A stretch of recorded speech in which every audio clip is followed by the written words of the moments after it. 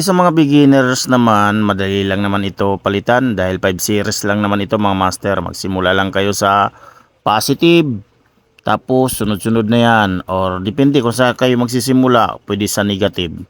Ganun lang, basta negative, tapos sunod-sunod na yan.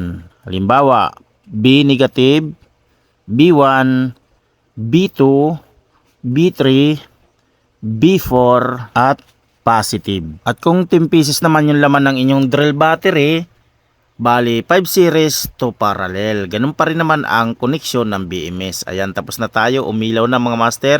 So ibig sabihin, okay na to. So matagal na itong malubat kumpara sa dati niyang battery dahil mas mataas yung capacity ng battery na atin nilagay.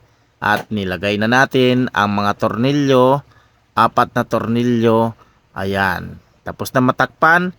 So ayan, umilaw na. So kunin natin charger, i-charge natin kung magcha-charge. Bago na lahat mga master, paki-like and share naman, pahingi naman dyan. At ayan, nag-blink-blink na yung green. Pag nagcha-charge, ayan, kulay red, nagbe-blink na rin. So maraming salamat, hanggang sa muli mga ka-DIY.